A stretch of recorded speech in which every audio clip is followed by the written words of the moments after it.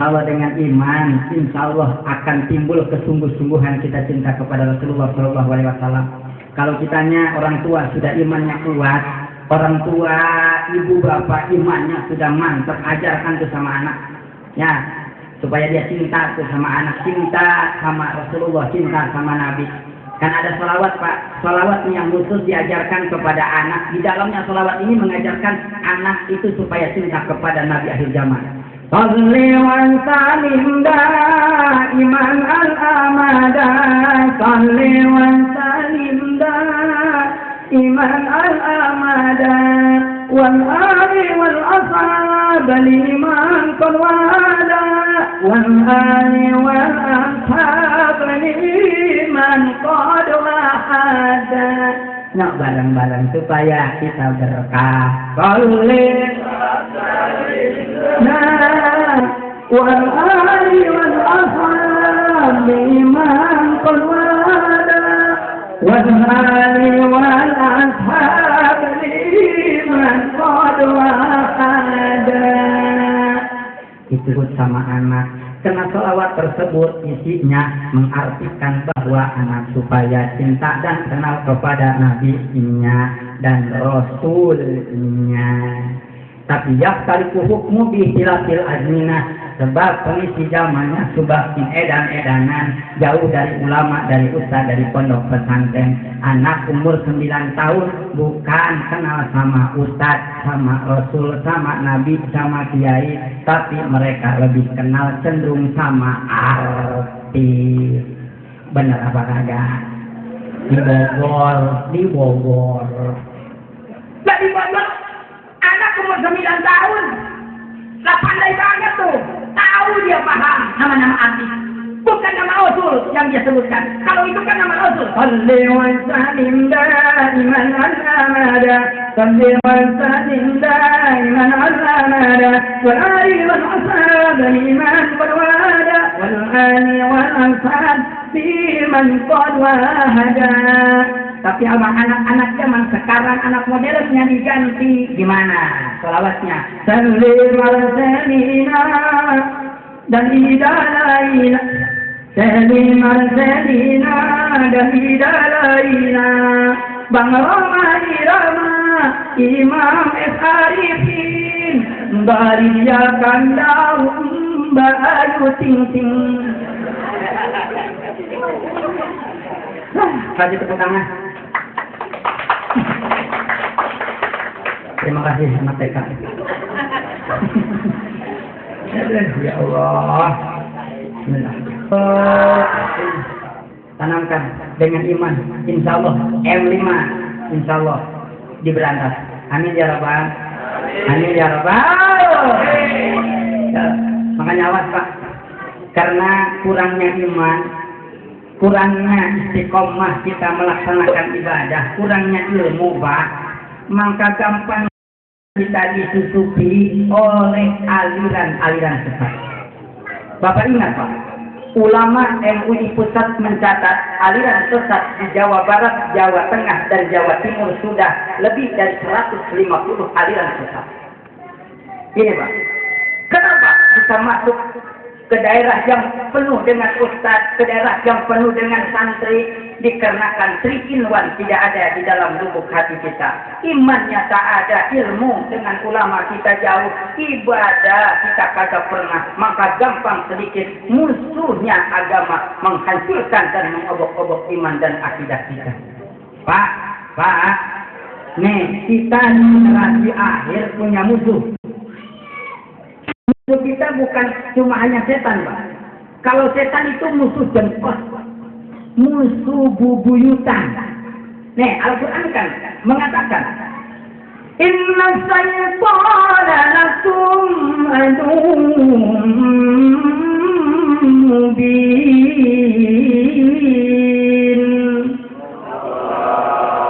Lumayan. Tapi ada musuh kita di akhir zaman yang menghancurkan iman dan akidah kita.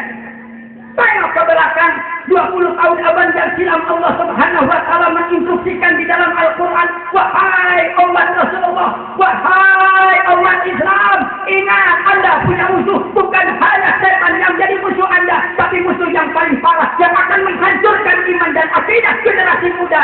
Mana? Lihat. Musuh kita adalah Yahudi dan Nasrani. Walam tarda anka yahudu walan nasara hatta tattabi'a millatahum.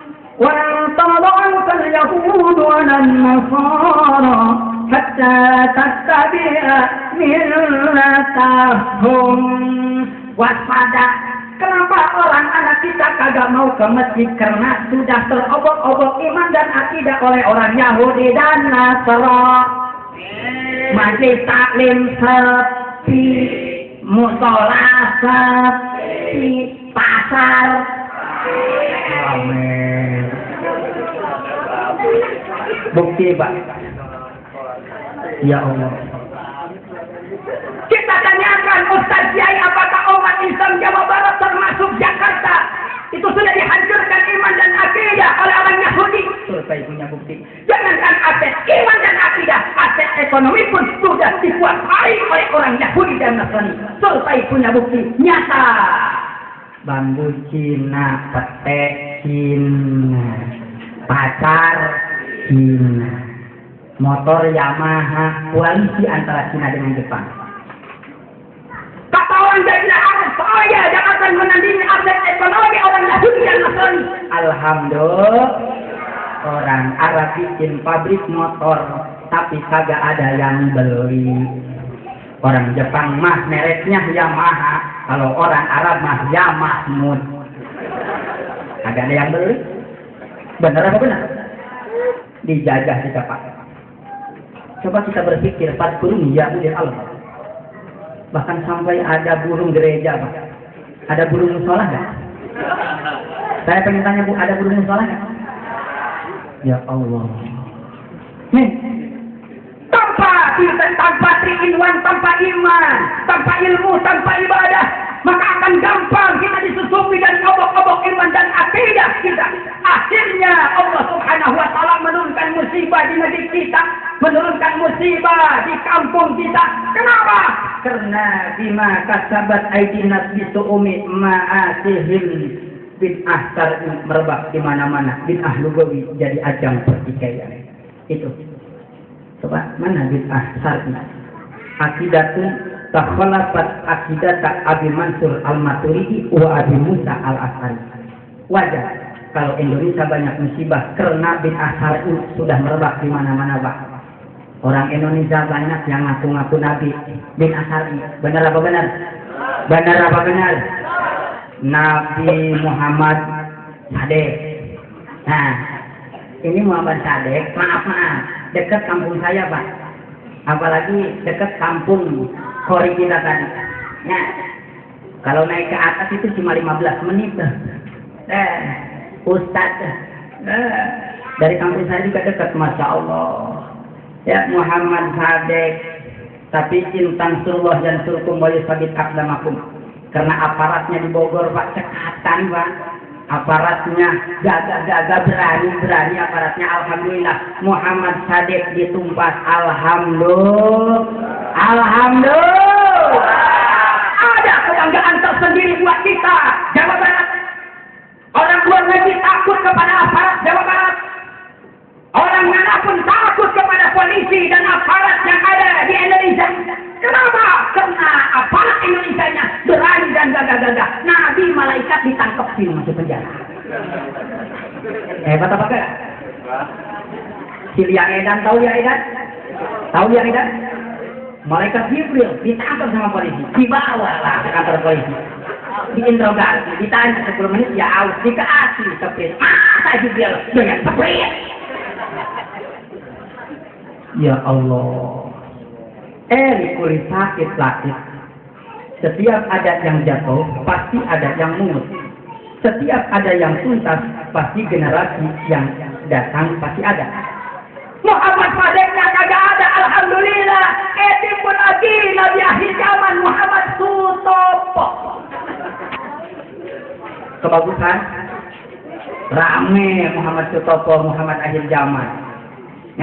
TV-nya diharamin sama nabinya. Kalau zinanya kagak diharamin. Kenapa zina kagak diharamin? Karena asal itu sama